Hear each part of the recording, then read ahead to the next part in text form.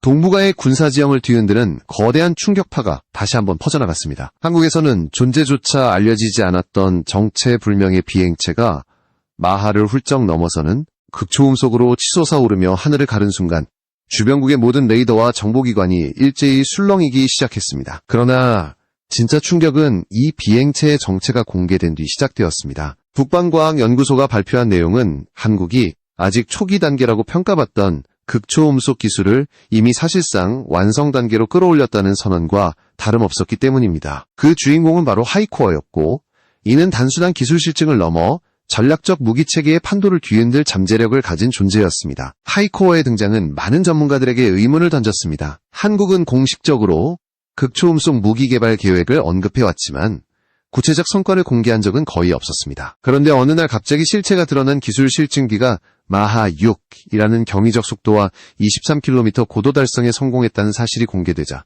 일본과 중국의 군사 전문가는 물론 서방 언론까지도 일제히 한국의 기술 수준을 재평가해야 한다고 분석했습니다. 더욱 놀라운 사실은 하이코어가 목표치였던 마하 5고도 20km를 시험 첫날부터 초과 달성했다는 점이었습니다. 극한의 열과 압력 환경에서 안정적인 비행을 유지해야 하는 극초음속 기술에서 초기 목표를 뛰어넘는 성과를 내는 것은 극히 드문 일이며, 이는 하이코어 설계의 완성도가 초기 예상을 훨씬 상회한다는 명백한 증거였습니다. 핵심은 하이코어가 일반적인 로켓 기반 비행체가 아니라 이중모드 스크램제트라는 복합적 추진 시스템을 탑재한 고도 기술 집약체라는 점입니다. 기존 초음속 무기보다 월등히 높은 열 환경을 견디기 위한 구조 설계와 공기 유입 구조, 그리고 극초음속 도달 후에도 안정적인 연소를 유지하도록 만들어진 스크램제트 연소실은 세계에서도 극히 일부 국가만 완성한 분야였습니다. 미국조차 성공과 실패를 반복하며 사업을 중단한 적이 있었고, 러시아는 기술은 확보했지만 규모 있고 안정적인 양산 단계에는 도달하지 못한 상태였습니다. 바로 이런 상황에서 한국이 완성도 높은 극초음속 핵심 기술을 손에 넣었다는 사실은 국제 군사 균형 전반에 직접적인 파장을 던졌습니다. 하지만 이번 시험체가 더 주목을 받는 이유는 단순히 추진체 성능만 뛰어난 것이 아니기 때문입니다. 하이코어는 설계와 개발 과정 전체가 혁신 그 자체였고, 기존 한국형 발사체와 지대지 미사일 개발에서 축적된 기술을 모듈식 전략으로 재조합해 개발 시간을 파격적으로 단축한 결과물이었습니다. 예를 들어 나로호의 킥모터 기술은 고고도 가속과 이 단 추진에서 최적의 성능을 내는 것으로 평가받아 왔습니다. 이를 하이코어의 중간 추진체로 활용함으로써 한국은 고성능 로켓 모터 개발에 들어가는 시간을 최소한으로 줄일 수 있었습니다. 여기에 KTSSM에서 이미 실증된 고체 로켓 기술이 결합되면서 하이코어는 3단 구조의 추진체를 구성했으며, 이는 기존 미국이나 러시아의 실험체계보다 훨씬 효율적이고 유지관리가 용이한 방식이었습니다. 이러한 개발 전략은 단순한 기술 절약을 넘어 한국형 극초음속 무기의 실전 배치 가능성을 세계에서 가장 빠르게 실제로할 수 있는 기반이 되었습니다. 특히 공기흡입식 스크램제트 엔진은 고온 고압 환경에서 연소를 유지해야 하는 난제를 안고 있습니다. 초음속 상태로 유입되는 공기를 감속하지 않는 상태에서 연소시키는 구조는 연력학적 안정성과 연료 분사 기술, 그리고 비행체 전체의 항력 관리까지 종합적으로 균형을 맞추어야만 성공할 수 있습니다. 하이코어가 이 기술을 성공적으로 구현했다는 것은 단순한 속도 경쟁을 넘어 항공우주 기술 전체의 체급을 한 단계 끌어올렸다는 의미를 가집니다. 주목해야 할 또 다른 부분은 한반도라는 지정학적 환경입니다. 한국은 주변에 중국과 일본이라는 해양 강국, 그리고 언제든 도발할 가능성이 있는 북한을 마주하고 있습니다. 이 지역에서 극초음속 무기를 확보한다는 의미는 단순한 군사력 강화가 아닙니다. 이는 곧 전방위적으로 밀려오는 압박을 근원적으로 무력화시키는 방패와 동시에 어떤 방어막도 관통할 수 있는 창을 동시에 갖게 되는 것과 같습니다. 주변 군사 강국들의 함정과 방공체계는 공통적으로 마하 5 이상의 목표를 요격하는 데 치명적 한계를 갖고 있습니다. 즉, 하이코어가 실전 배치될 경우 한반도 인근 해상에서 적 함대가 자유롭게 기동하거나 미사일 방어막만 믿고 접근하는 전략 자체가 무의미해질 수 있습니다. 한국이 이 기술을 갑작스럽게 공개한 시점 역시 의미심장합니다. KF-21이 양산을 눈앞에 두고 있고 장거리 정밀 타격 자산들이 대부분 개발을 완료한 지금 한국은 공군과 해군 전력 전체를 새로운 기술 기반으로 재편하는 단계에 들어섰습니다. 하이코어는 단일 무기 체계가 아니라 한국형 극초음속 플랫폼의 출발점이며 향후 공대지, 공대함, 함대함, 지대지 등 다양한 극초음속 무기 시스템의 모태가 될 것으로 보입니다. 또한 차세대 전투기 KF-21과의 통합을 고려한 설계가 이미 진행 중이라는 점은 한국이 극초음속 타격 능력을 전투기 전력과 직접 결합할 수 있는 몇 안 되는 국가가 될 것임을 의미합니다. 극초음속 무기가 가진 전략적 파급력은 전통적인 전력 균형의 개념을 완전히 뒤바꿔 놓습니다. 기존에는 항공모함 전단이나 이지스 구축함이 지역 패권의 중심이었지만 마하 6 이상의 속도로 기동하는 표적을 요격할 수 없다면 수조 원에 달하는 그들의 자산은 단 한 발의 미사일에도 무력화될 수 있는 취약한 존재로 전락합니다. 특히 반접근 지역 거부 전략의 효과가 극대화되는 동북아에서 이런 변화는 주변 강대국들의 전략 계산 전체를 다시 쓰도록 강제하는 강력한 압박으로 작용하게 됩니다. 결국 한국은 스스로를 방어하는 동시에 주변국의 군사적 계산을 전면 재편하게 만드는 새로운 균형점을 만든 셈입니다. 하이코어의 첫 비행 성공이 의미하는 바는 단순한 기술적 진보를 넘어 한국의 군사 전략이 본격적으로 다음 단계에 진입했다는 선언입니다. 여전히 공개되지 않은 기술과 데이터가 많지만 이번 시험만으로도 한국이 극초음속 영역에서 더는 후발주자가 아니라는 사실은 명확해졌습니다. 그리고 이는 앞으로 등장할 더 강력한 기술과 무기체계의 예고편에 불과합니다. 하이코어의 성공이 군사계를 충격에 빠뜨린 또 다른 이유는 그 개발 과정 전반에 숨어있는 기술적 진화의 깊이 때문입니다. 한국은 지난 10여 년간 우주 발사체와 미사일 체계를 동시에 발전시키며 독특한 기술 생태계를 구축해왔습니다.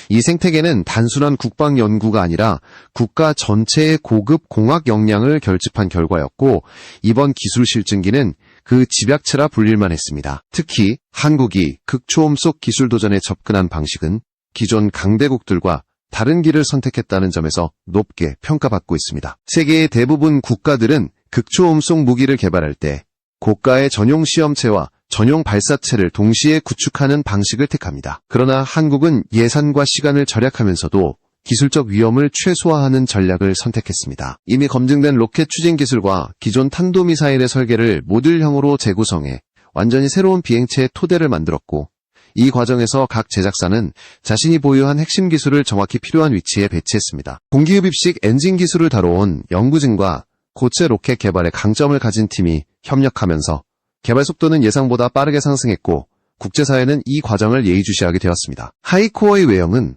흔히 알려진 로켓형 탄도체와는 다른 형태를 띠고 있습니다. 극초음속 비행체는 고속 비행 시 공기 압축과 마찰열이 급격히 증가하기 때문에 공기역학적 설계와 소재 기술이 핵심입니다. 한국 연구진은 선단부 형상을 열과 압력을 균형 있게 분산시키는 구조로 최적화했고 여기에 초고온에서도 변형이 적은 복합 소재를 결합했습니다. 이 복합 소재 기술은 단순한 내열 소재가 아니라 온도 변화에 따라 구조적 강성을 유지하도록 설계된 고급 항공 우주 소재로 여러 분야에서 응용될 수 있는 확장성을 지니고 있습니다. 또 하나 주목해야 할 기술은 비행 안정성 제어 시스템입니다. 극초음속 영역에서는 기체 표면에 가해지는 충격파와 공기 흐름 변화가 예측 불가능하게 나타날 수 있으며 이때 미세한 자세 변화만으로도 비행체가 붕괴할 위험이 있습니다.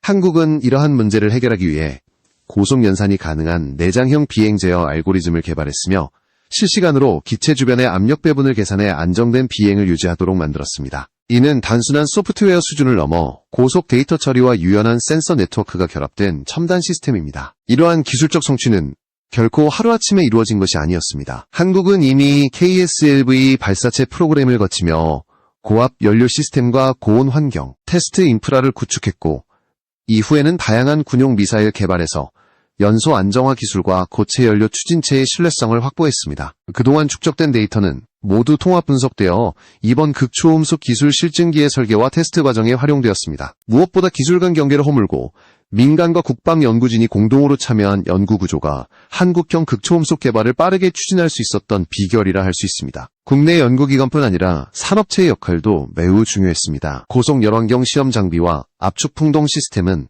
극초음속 비행체 실험에서 필수적인 장비인데 한국은 이 인프라를 단계적으로 확충하며 자체 시험이 가능한 체계를 확보했습니다. 특히 극초음속 풍동의 경우 초기 시제품 검증부터 비행 데이터 추정까지 광범위하게 활용될 수 있어 해외 의존을 줄이는 데 큰 역할을 했습니다. 실제로 한국은 실험 단계에서 풍동 테스트와 컴퓨터 유체 역학 시뮬레이션을 반복하며 설계 간극을 줄였고 이는 첫 시험 비행부터 목표치를 초과 달성하는 결과로 이어졌습니다. 또한 이번 프로젝트에서 많은 이들이 주목한 요소는 한국이 철저하게 실전 운용 조건을 고려했다는 점입니다. 극초음속 무기를 개발한다고 해서 단순히 시험장에서 속도만 달성하면 되는 것이 아니라 실전에서 발사 플랫폼과의 통합 운용까지 고려해야 합니다. 하이코어가 유도 무기용 캐니스터 발사관을 통해 시험되었다는 사실은 한국이 일찍부터 실전 배치를 염두에 두고 개발했다는 강력한 증거입니다. 고정식 발사대 대신 이동식 플랫폼에서 발사되는 구조는 다양한 전장에서 대응력을 크게 높이는 장점이 있습니다. 하이코어의 핵심 목표 중 하나는 다양한 표적에 대응할 수 있는 다목적 극초음속 무기 플랫폼이라는 점입니다.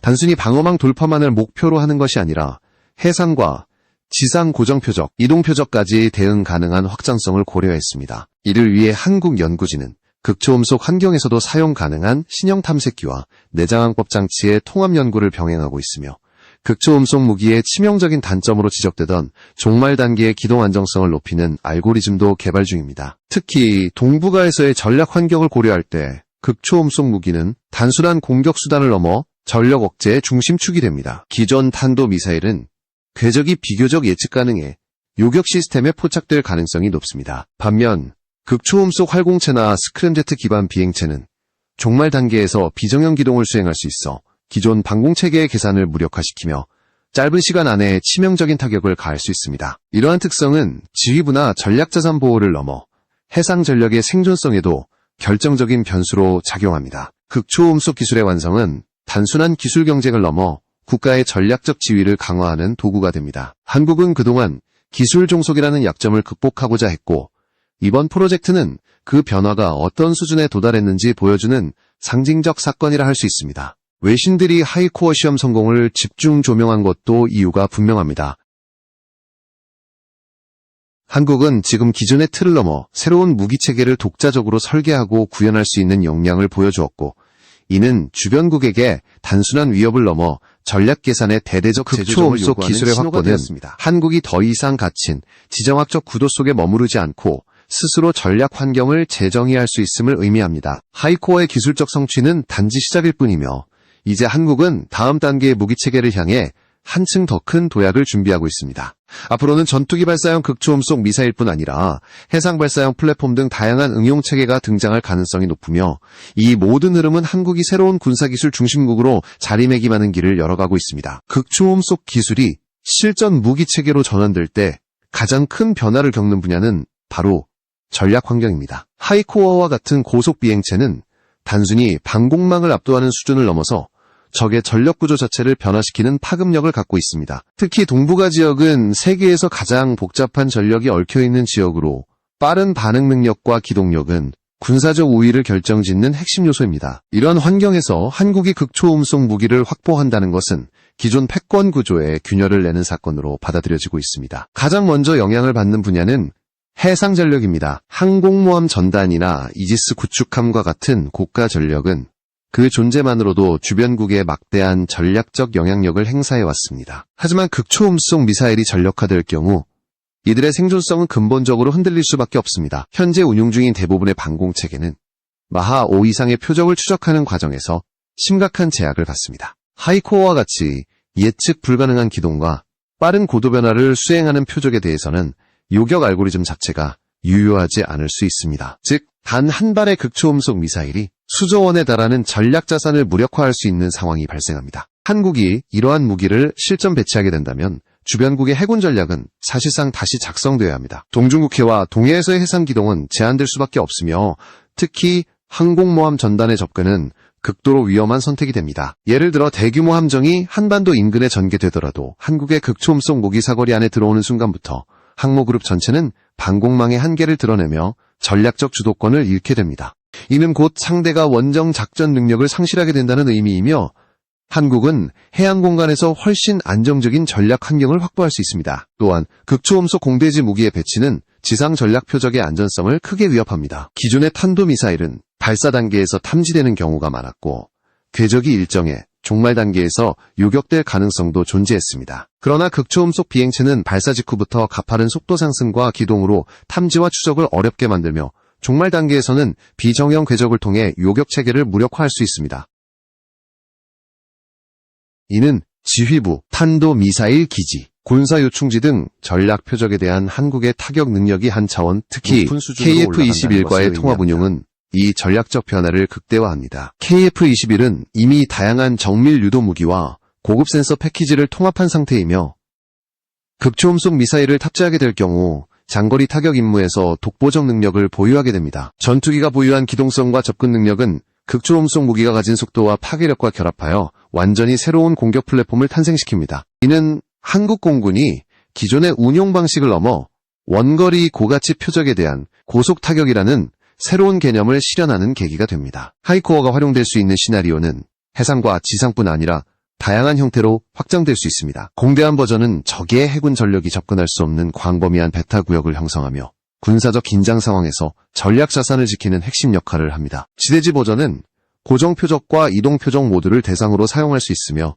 고위력 탄두와 결합하면 전술적 타격 능력을 크게 강화할 수 있습니다. 또한 향후 개발될 공대함 극초음속 미사일은 해군의 대함 작전뿐 아니라 주변 해역에서의 전력 균형에 직접적인 영향을 줄 수 있습니다. 극초음속 무기는 단순한 공격 자산이 아니라 국가의 억제력을 구성하는 결정적 요소입니다. 기존의 억제력은 상대의 방어 체계가 어느 정도 공격을 견딜 수 있다는 전제를 기반으로 합니다. 하지만 극초음속 무기는 방어가 사실상 불가능한 영역에 있으므로 상대에게 선택지를 강요하는 억제 구조가 만들어집니다. 상대가 먼저 공격을 가하려는 의도를 갖더라도 극초음속 무기에 의해 반격을 피할 수 없다는 점은 전략적 계산 자체를 바꾸게 만듭니다. 즉, 하이코어의 완성은 한국이 새로운 차원의 전략적 확신을 얻는 과정이라 할 수 있습니다. 동북아는 어느 지역보다 군사력 경쟁이 치열합니다. 중국은 극초음속 활공체 개발을 가속화하고 있으며 일본 또한 장거리 타격 능력 확보를 위해 관련 연구를 진행 중입니다. 그러나 이들 국가와 달리 한국은 단기간에 실전적인 플랫폼을 구축하는 데 성공했다는 점에서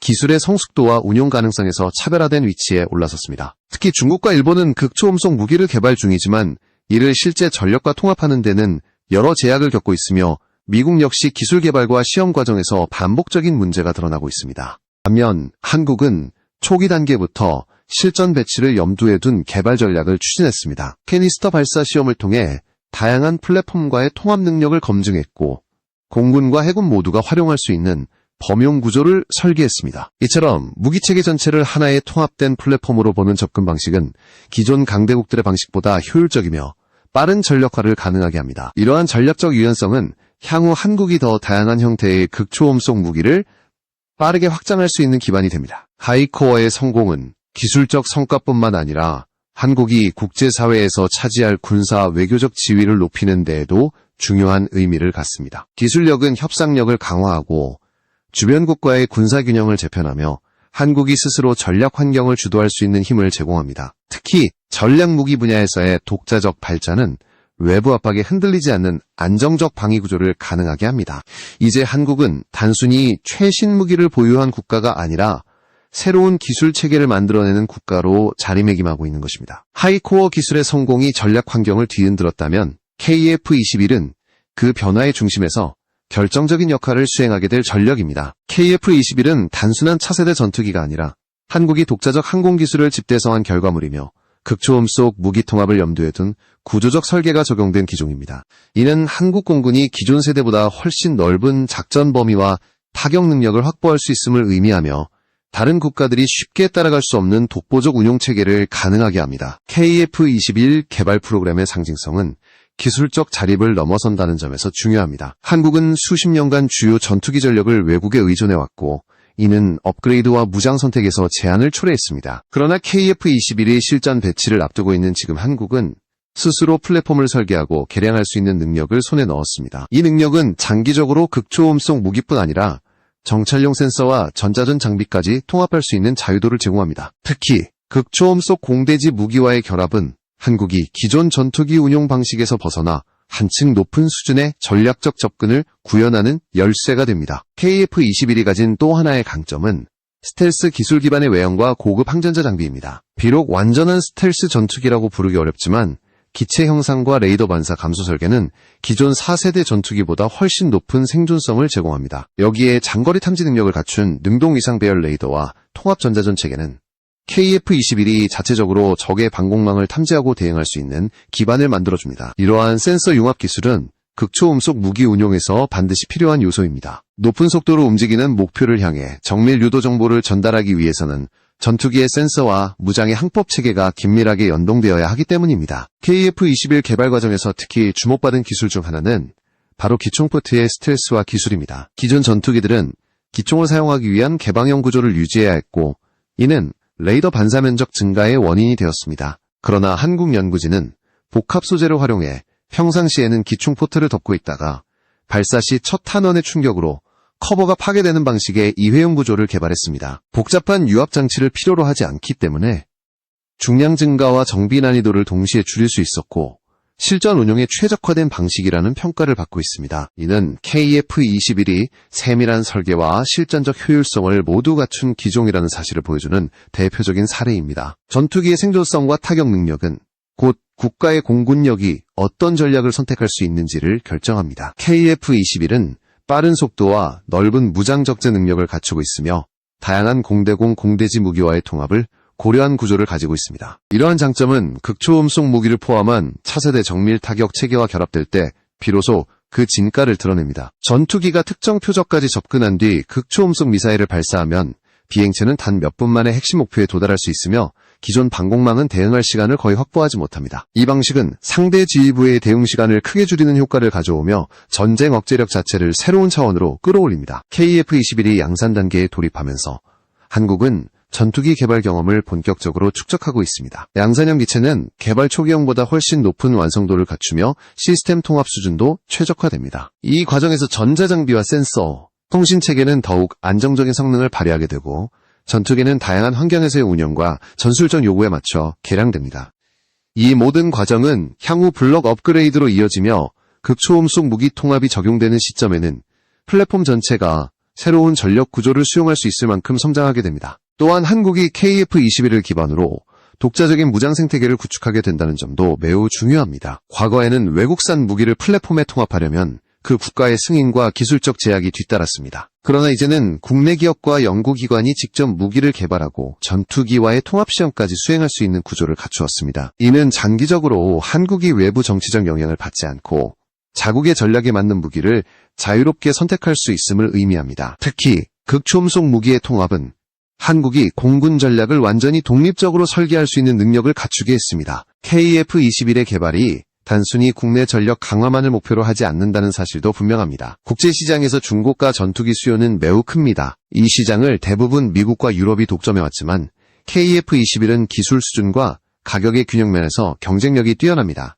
여기에 극초음속 무기 통합 가능성까지 더해진다면 KF-21은 단순한 전투기를 넘어 새로운 전략 플랫폼으로 자리 잡을 수 있으며 세계 시장에서 한국의 방산 영향력을 크게 확장하는 핵심 요소가 됩니다. 결국 KF-21과 극초음속 무기의 결합은 한국이 동북아에서 고유한 전략적 위치를 확보하게 하는 핵심 구성 요소입니다. 여기에 더해 한국은 미래형 전투체계를 준비하고 있으며 인공지능 기반 전투관리 시스템과 고급 센서 통합 기술도 발전시키고 있습니다. 이러한 흐름은 전투기와 극초음속 무기가 동시에 발전할 때 시너지 효과가 극대화된다는 사실을 잘 보여줍니다. 즉 한국은 이제 새로운 전력 구조를 스스로 설계하고 구현할 수 있는 단계에 진입한